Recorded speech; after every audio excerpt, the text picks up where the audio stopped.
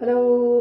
तो dear students, probability का आपने पहला लेक्चर अटेंड किया है। आई होप दैट आप सब लोगों ने वो लेक्चर को अटेंड एंजॉय किया होगा। और मैं जैसे कि आपको आपके बोर्ड के सिलेबस के साथ साथ आईआईटी जेईई के फाउंडेशंस के लिए भी मैं प्रिपेयर कर रहा हूँ। तो जो जो इंपॉर्टेंट पॉइंट्स रहेंगे वो हमेशा मैं डिस्कस करते रहूँगा। बेसिक्स जो आपको चाहिए अगर आप आईआईटी जेईई के लिए नेक्स्ट ईयर प्रिपेयर करना चाहते हैं। ठीक है।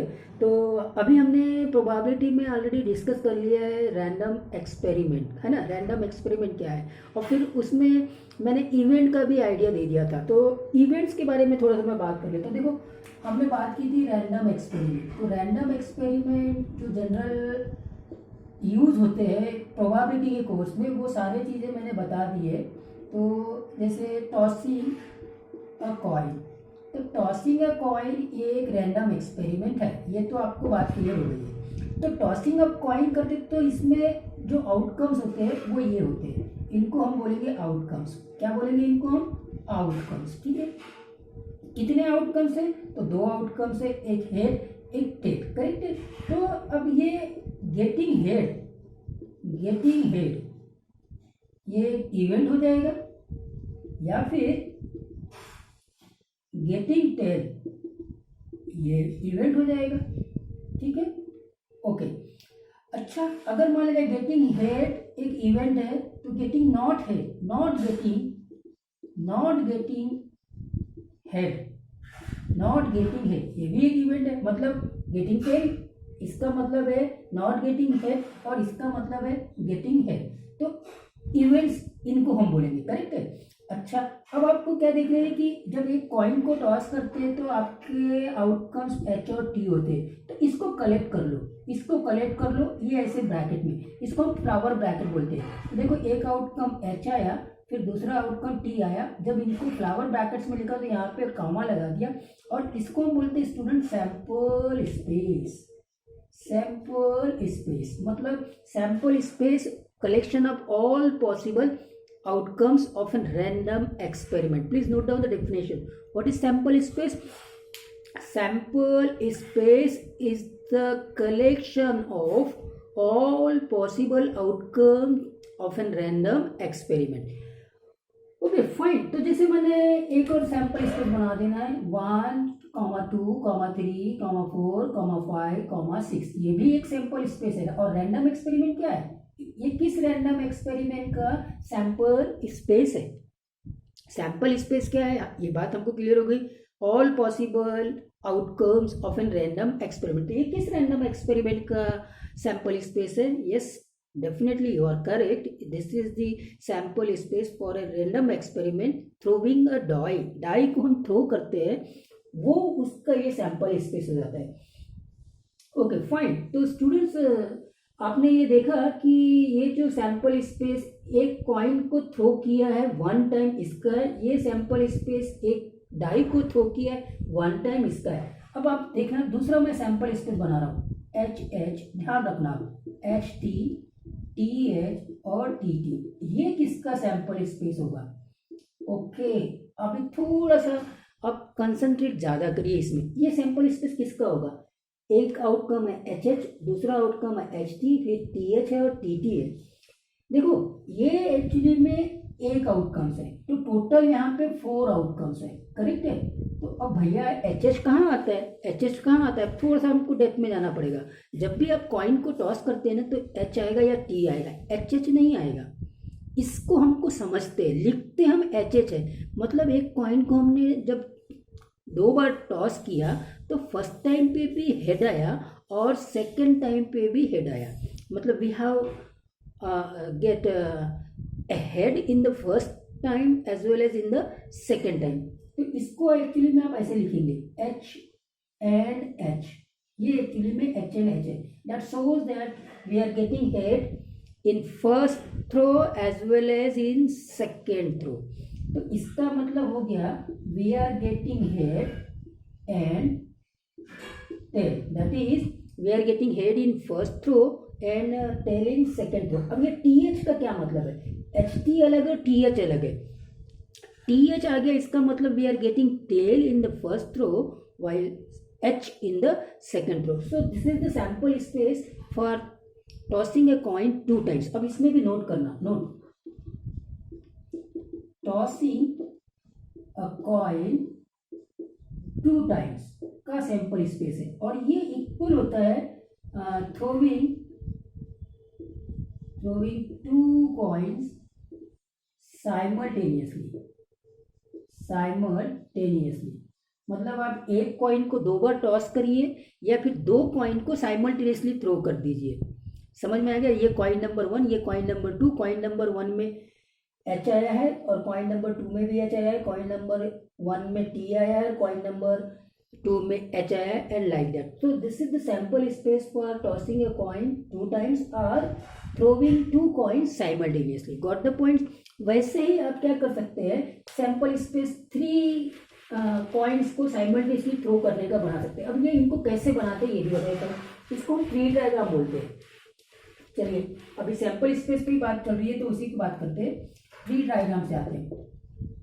Tree diagram, okay. कैसे? देखो, एक कॉइन लिया आपने, इसको थ्रो किया, एक कॉइन लिया, इसको थ्रो किया, तो या तो एच आएगा या तो टी आएगा। अब यहाँ तक की हम बात कर रहे हैं simply a coin is throwing 1 time. फिर एक बार और थ्रो किया, ये ऑलरेडी आ चुका है, तो फिर इसके साथ में या तो एच आएगा या फिर इसके साथ में टी आएगा, या फिर इसके साथ में एच आएगा या इसके साथ में टी आएगा। आगे बात समझ में? तो ये 4 आउटकम्स कब हुए? जब एक कॉइन को हमने 2 टाइम्स थ्रो किया है, 2 times, correct? We have thrown a coin 2 times, fine. तो ट्री तो बन रहा है, इसलिए इसको हम ट्री डायग्राम बोलते हैं। Now what we will do, we will again throw a coin, so you will get H H H H H T, then H T H H T T, here also T H H T H T, here also T T H and T T T.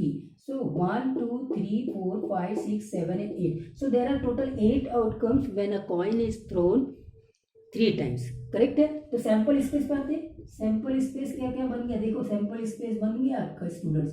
तो पहला sample space H and T बना, कैसे लिखना है? ये flower brackets और H और ये टी, ठीक है। टोटल आउटकम्स इसमें 2 हो गया, ठीक है। दूसरा सैंपल स्पेस की बात करेंगे तो एच एच, यहाँ से एच टी, टी एच और टी टी। लिखने का तरीका, फ्लावर ब्रैकेट्स हर एक आउटकम्स को लिखना है, उनके बीच में ये कॉमा लिख देना है। टोटल आउटकम्स कितने हो गए? 4। तीसरा बोलो, तीसरा वहां स्टार्ट करिए। पहला क्या है? एच एच है, फिर क्या है? इसमें ऑर्डर कोई इंपॉर्टेंट नहीं है। आप पहले एच एच को लिखते हैं या पहले एच एच टी को लिखते हैं, ये इंपॉर्टेंट नहीं है। बस आपको लिस्ट आउट कर देना है सारे ऑल पॉसिबल आउटकम्स को। तो ये एच टी एच हो गया, और ये एच टी टी हो गया, फिर टी एच एच हो गया, फिर टी एच टी हो गया, फिर टी टी एच हो गया, और फिर ट्रिपल टी हो गया। तो ये तीसरा, ठीक है। तो आपने ये सैंपल स्पेस देखा, throwing a coin 1 times, throwing a coin 2 times, throwing a coin 3 times. This sample space you can easily list out by using this tree diagram. Tree diagram कैसे बनाना है? तो बराबर निकलते जाता है, इसीलिए ये ट्री डायग्राम कहलाता है। अब अगर मान लीजिए एक कॉइन को आप 4 टाइम्स भी थ्रो करेंगे ना, तो आपको 16 आउटकम्स बहुत आसानी से निकल जाएंगे, क्योंकि यहाँ 8 आउटकम्स है और हर एक आउटकम्स, ये वाले आउटकम्स के साथ में 2 फिर से नए आउटकम्स मिल जाएंगे, करेक्ट है कि नहीं? तो टोटल कितने हो जाएंगे?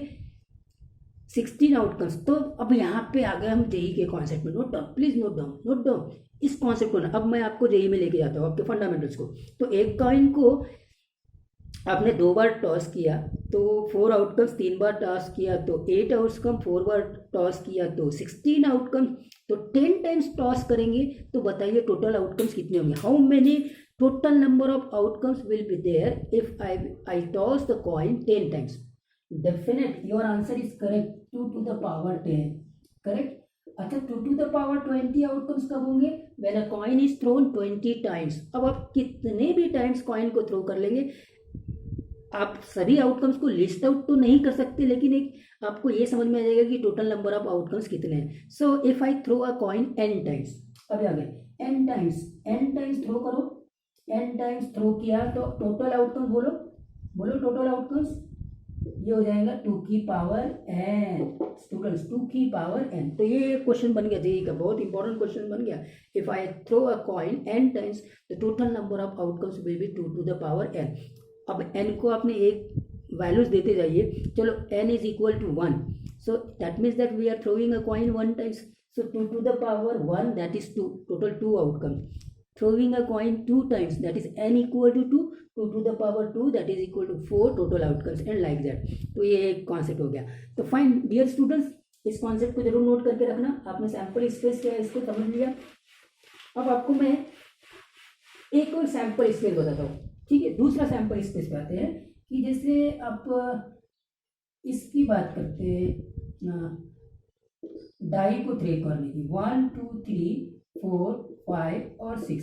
अब ये हो गया वन टाइम थ्रो, ठीक है।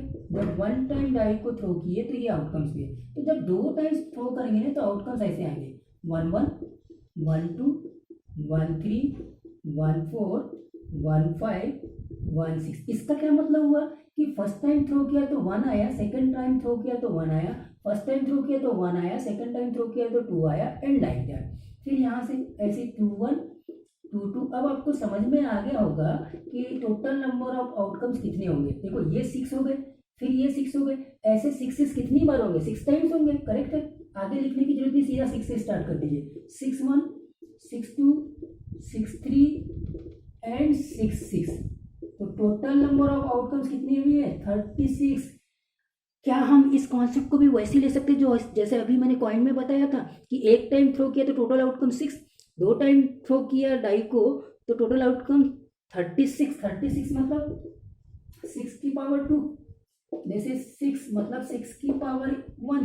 तो नेक्स्ट अगर मान लिया जाए एक डाई को मैंने 3 टाइम थ्रो करना है, बोलो टोटल आउटकम्स कितना होगा, 6 की पावर 3। n टाइम्स थ्रो करना है तो क्या होगा टोटल नंबर ऑफ आउटकम, 6 की पावर n, करेक्ट है कि नहीं। तो स्टूडेंट्स ये तो हो गया अभी सैंपल स्पेस, ठीक है।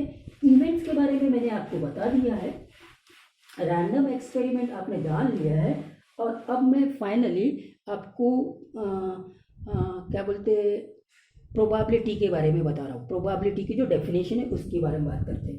तो probability of an event is, event को मैंने सपोज करो ए ले लिया, is the ratio of total number of outcomes, total number of outcomes, और यहाँ आ जाएगा नंबर ऑफ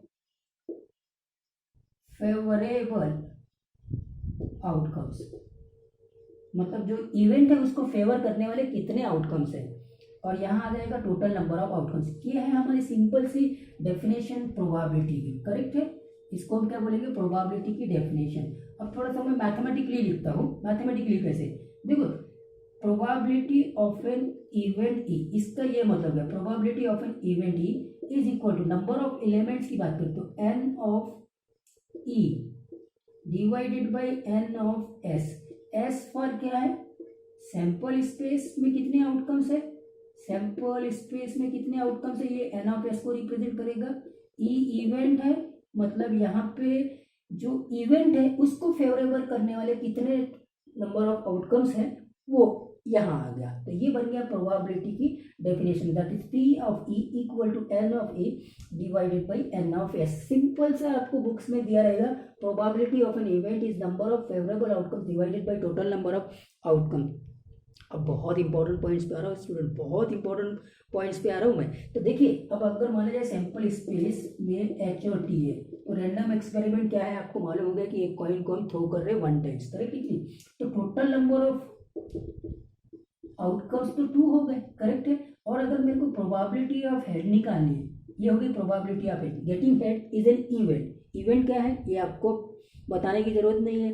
तो इवेंट मीन्स गेटिंग हेड, तो हेड की आने की प्रोबेबिलिटी 1/2 होगी, क्योंकि टोटल नंबर ऑफ आउटकम्स 2 है और फेवर करने वाले आउटकम्स 1 है, करेक्ट है। अच्छा सा, और उसी प्रकार से आप पी ऑफ टी की बात करेंगे तो ये भी 1/2 होगा। अब बात समझ में आ गई। अब थोड़ा सा आगे बढ़िए, थोड़ा और बड़े हो जाइए, इसको भी नोट कर लेना, ठीक है। अब आप देखेंगे बहुत इंटरेस्टिंग पॉइंट्स पे आ रहा हूँ, बहुत ज़्यादा इंटरेस्टिंग पॉइंट्स पे आ रहा हूँ मैं, ठीक है, इंपॉर्टेंट। अब देखना नोट करने का पॉइंट्स, देखो S equal to H and T इस प्रकार से लिखा। रैंडम एक्सपेरिमेंट आपको मालूम चल गया। रैंडम एक्सपेरिमेंट क्या है, throwing a coin 1 time, single time, ठीक है, ठीक है सर। तो सिंगल कॉइन भी बोलते हैं। फाइन। तो अब इसको ऐसे लिखो, इसका क्या मतलब हो गया, आपको सब समझ में आ गया है। ये मैंने प्रोबेबिलिटी लिखी, probability of H is 1/2, probability of H is 1/2, और 1/2 प्लस 1/2 1 होता है स्टूडेंट्स, करेक्ट है। 1/2 प्लस 1/2 1 होता है। अब देखो, अगर इसको इवेंट ई लेता हूँ, इसको इवेंट ई लेता हूँ, तो इसको फिर लेना पड़ेगा मेरे को not E, not E, correct है भाई। एच नहीं आएगा तो कौन आएगा, टेल आएगा। मतलब टेल का आना एच का नहीं आना कहलाएगा, या फिर टेल एच का आना टेल का नहीं आना कहलाएगा, करेक्ट है। तो ये जो इवेंट्स देख रहे हो आप, मैंने बनाया, एक ई बनाया, एक नॉट ई बनाया, और फिर यहाँ पे भी 1/2, यहाँ पे भी 1/2, ये इवेंट ई है, तो ये इवेंट नॉट ई है सपोज करिए।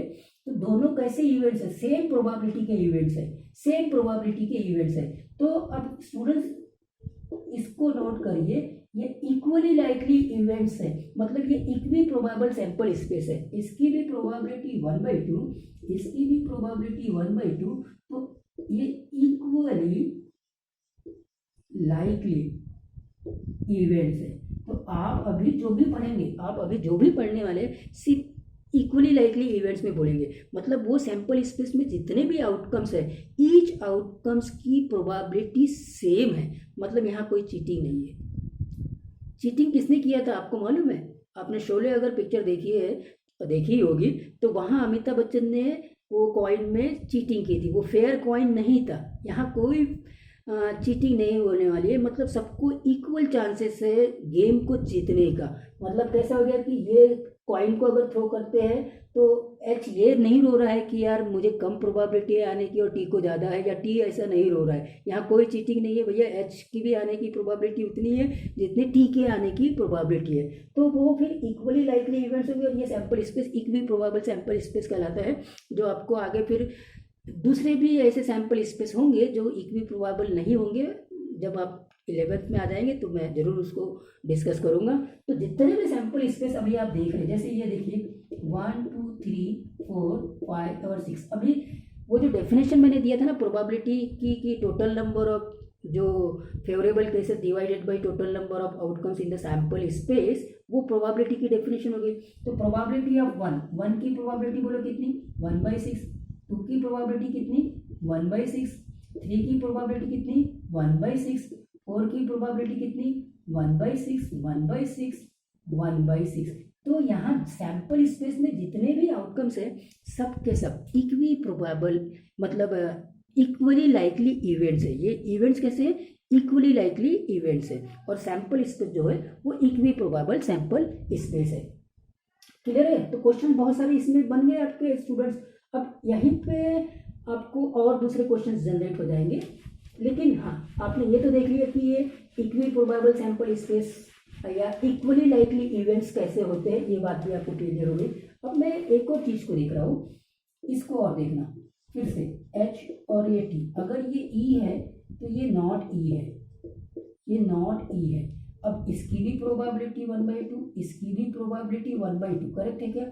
सबकी प्रोबेबिलिटी 1/2 है, इक्वली लाइकली इवेंट्स है। तो probability of E 1/2, probability of not E ऐसे लिखते, ये नॉट ई, तो ये भी 1/2 हो गई। तो dear students, probability of E plus probability of not E, ये आ गया 1, करेक्ट है। तो यहाँ से आप फार्मूला निकाल सकते हैं कि probability of not E, not E के ऊपर ये बार लगा तो not E 1 minus probability of E होगा, ठीक है। तो यहाँ E and E not are complementary events, इनको हम क्या बोलते हैं, कॉम्प्लीमेंट्री इवेंट्स। अब कॉम्प्लीमेंट्री वर्ड्स को मैं डिफाइन करता हूँ। कॉम्प्लीमेंट्री इवेंट्स कैसे है, मतलब है कि ई बोलता है कि अगर मैं आऊँगा तो तुम नहीं आओगे, ई नॉट को बोलता है, और ई नॉट ई को बोलता है कि मैं जाऊँगा तो तुम नहीं आएंगे, करेक्ट है। सीधी सी बात है, अगर इफ़ आपको कॉइन को थ्रो करोगे तो हेड आएगा